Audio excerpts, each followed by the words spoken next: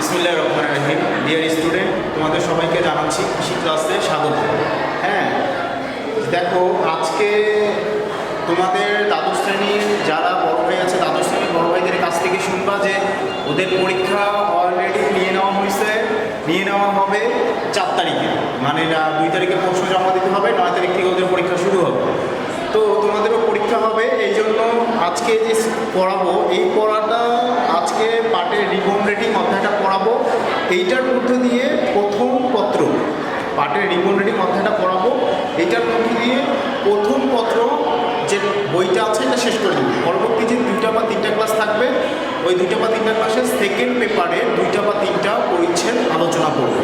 কথা বুঝে গেছে? সেকেন্ড পেপারে 2টা বা 3টা পরিচ্ছেদ আলোচনা করে দিব। তো এখন কথা হচ্ছে, দেখো যে আজকে যে টপিকসটা পড়বো সেটা হচ্ছে কি, পাঠের রিবন রেটিং। পাঠের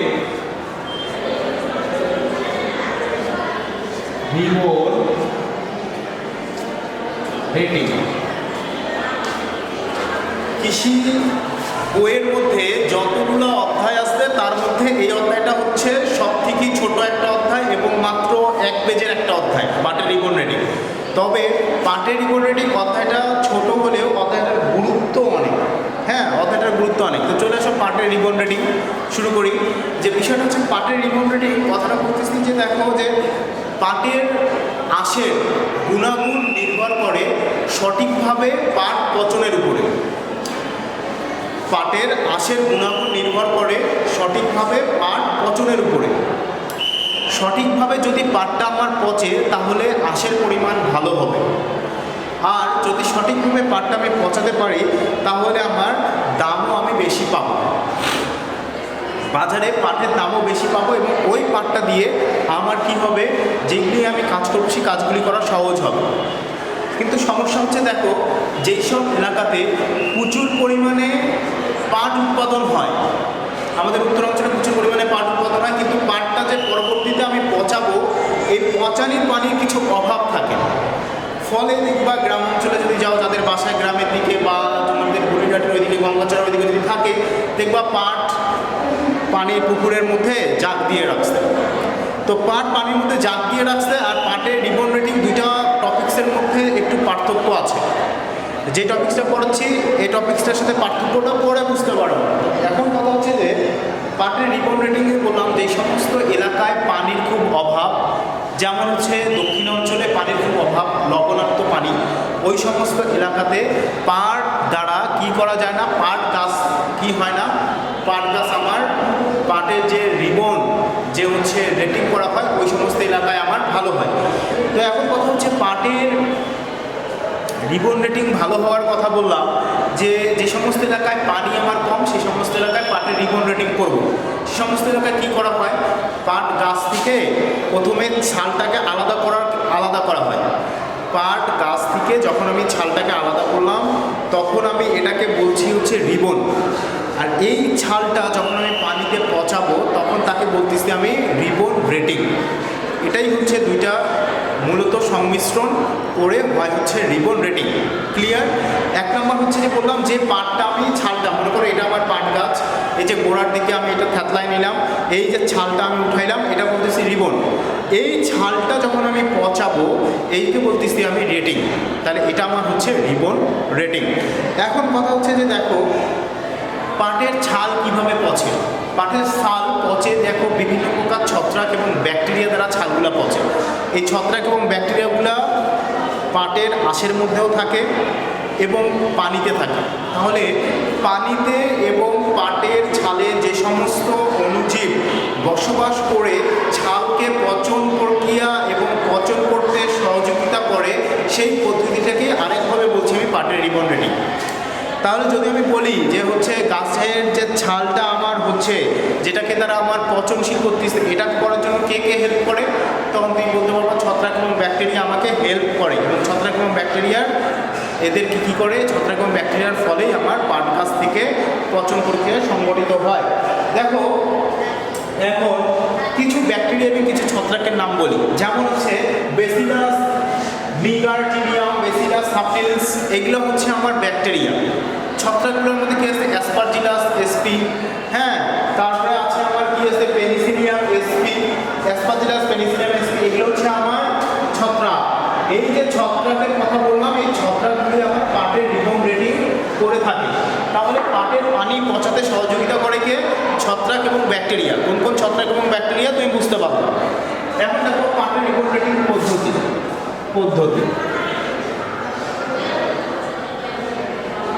পদ্ধতিটা কি? পাট গাছ পচতে কত সময় লাগে? 100 থেকে 110 দিন লাগে একটা পাট গাছ পচতে, পাট গাছ হতে 100 থেকে 110 দিন হওয়ার পরে পাট গাছটাকে আমাকে কেটে নিয়ে আসতে হয়। পাট গাছটা আমি সুন্দরভাবে কেটে নিয়ে আসলাম।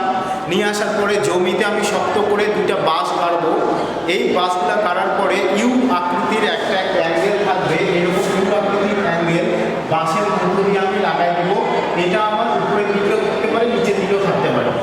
এখন লাগাই দিলাম, তারপরে কি করব? পাট গাছের গোড়ার অংশটা আমি থেতলাই দিব। পাট গাছের গোড়ার অংশটা থেতলাই দেওয়ার পরে 2টা ছাল ওই ইউ আকৃতি 2খানে রাখবো, রেখে টান দিব, সুন্দর করে আমার ছাল বের হয়ে আসবে। ছাল আমার বের হয়ে আসলো। বের হয়ে আসার পরে আমি 3 ফুট গভীরতা বিশিষ্ট একটা মাটি বের করবো, একটা গর্ত করবো। এই যে দেখো গ্রাম করে দেখাচ্ছি, অ্যাজ ফর এক্সাম্পল একটা গর্ত করলাম 3 ফুট গভীরতা বিশিষ্ট। এই গর্তেরকে আমাকে খেয়াল রাখতে হবে যে গর্তের যে বাহিরের যে পানিটা আছে, বাহিরের যে ময়লা ডিস্ট্রাকটিভ নোংরা পানিটা, সেই পানিটা যিনি আমার এদিকে প্রবেশ করতে না পারে, এই জন্য আমি এটাকে কী করবো? এটাকে আমি উঁচা করে দিই। তারপরে পলিথিন দিয়ে সুন্দর করে মাটিটাকে আমি ধরে দিই। তারপরে কি করব? তারপরে এখানে আমি পানি ঢালবো, পরিষ্কার পানি ঢালবো, যতটুকু সার দেওয়া দরকার যদি প্রয়োজন মনে করি আমি দিব। তারপরে কি করব? তারপরে আমি পাট গাছের যে ছালগুলোকে আমি ছিঁড়ছি, সেই সবগুলি ছালগুলোকে আমি এখানে দিয়ে দিব। সব ছালগুলি দিয়ে দিলাম, দেখো সব ছাল দিয়ে দিলাম। তারপরে এটাকে পলিথিন দিয়ে প্যাকেট করে দিব। 6 থেকে 12 সপ্তাহের মধ্যে এটা পচে যাবে। তারপরে উঠাই ভালো মতো রোদ্রে শুকাই নিব। তবে আমাকে খেয়াল রাখতে হবে যে মেঘলা আকাশ যখন মেঘলা বৃষ্টি হচ্ছে, বৃষ্টি ভাব আসতে, তখন আমাকে পাট গাছ থেকে ছালটাকে আলাদা করতে হবে। পাট গাছ থেকে ছালটাকে আমাকে আলাদা করতে হবে। পাট গাছ থেকে ছালটাকে আলাদা করবো আমি কেন? মেঘলা পরিচ্ছন্ন আকাশে করবো, মেঘলা আকাশে করবো, যেন রসটা আমার না শুকায় যায়। তো এখন তো কিছু সতর্কতা আছে। সতর্কতা কি? সতর্কতা হচ্ছে পাট এই পদ্ধতিতে যে সতর্কতা করাচ্ছি। সতর্কতা কি? সতর্কতা হচ্ছে যে পাটে পানি কম লাগবে, শুধুমাত্র দেশি পাট এবং কেনা এই পাট করার জন্য আমি পানি কম লাগবে, এবং দেশি পাট এবং কেনা এই পদ্ধতিতে আমি চাষ করতে পারবো। ইউরিয়া, টিএসপি, এমওপি, জিপসাম যতটুকু সার দেওয়া দরকার আমি ততটুকু সার দেব। পাট খেতে যদি রস না থাকে, তাহলে আমাকে একটা করে সেচ দিয়ে নিব। পাট প্রচুর গর্তে চারপাশে মাটি উঁচু করে দিব। এই যে আমি বললাম যে এই যে যদি এটা আমার পুকুর হয়, এই পাশে গর্তগুলি আমার উঁচু করে দিব যেন পানিটা প্রবেশ করতে না পারে।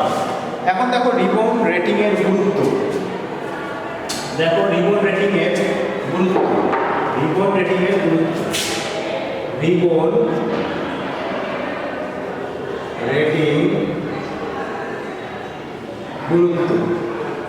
গুরুত্বটা কি হতে পারে রিবন রেটিংয়ে? 1 নম্বর গুরুত্ব হতে পারে যে সমস্ত এলাকায় পানি কম,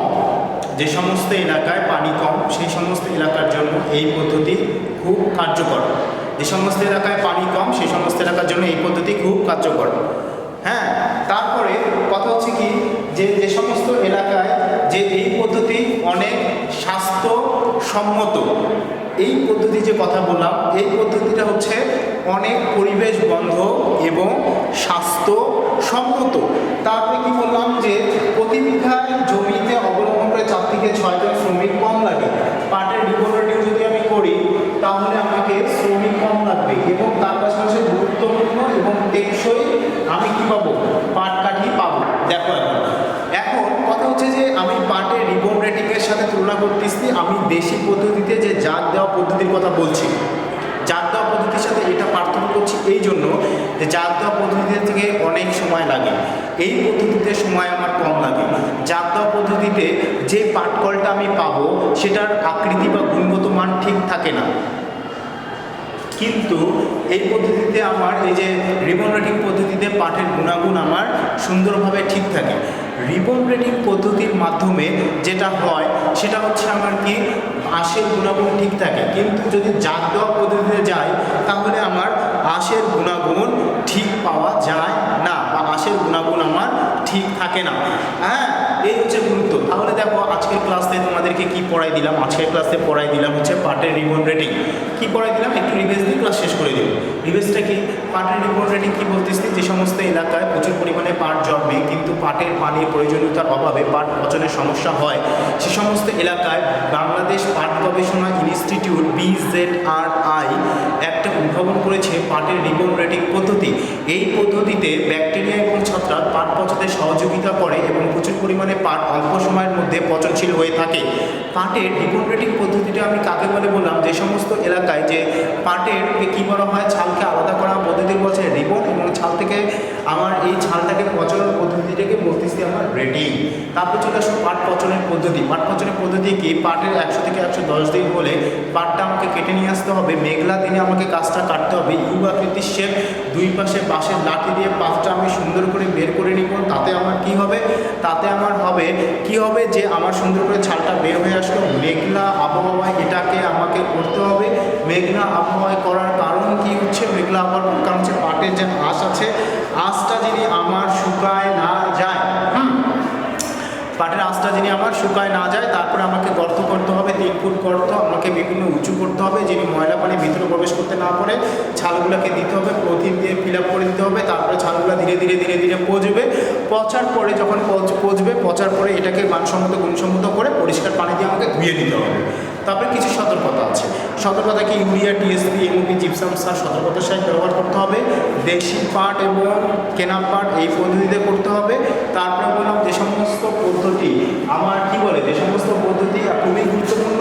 এটার গুরুত্বটা কি, গুরুত্ব হচ্ছে পাটের রিবন রেটিং পদ্ধতির মাধ্যমে, পাটের রিবন রেটিং পদ্ধতির মাধ্যমে কি হবে, পাটের রিবন রেটিং পদ্ধতির মাধ্যমে যে কাজটা আমাদের হবে সেটা হচ্ছে গুণগত আঁশ পাবো, গুণগত মান পাবো, পাটের কোয়ালিটি ভালো থাকবে, শ্রমিক কম লাগবে, হ্যাঁ, আঁশের কোয়ালিটি ভালো থাকবে। এটা একটা পরিবেশ বান্ধব, পরিবেশের কোনো ক্ষতি করবে না। তারপরে হচ্ছে পাট পচনের প্রচলিত জাত পদ্ধতি থেকে জাত পদ্ধতি তার থেকে অনেক অল্প সময় লাগবে এবং এই পদ্ধতি খুবই লাভজনক। তো আজকে দেখো এই পরিচ্ছেদের মধ্য দিয়ে আমি কিন্তু শেষ করে দিলাম প্রথম পত্র, আর 3টা ক্লাস দিয়ে দ্বিতীয় পত্র শেষ করে দিব। তো সেই পদ্ধতি সবাই সুখী থাকো, ভালো থাকো, চলে যাচ্ছি, তবে যাচ্ছি না, আবার দেখা হবে নেক্সট ক্লাসে। খোদা হাফেজ।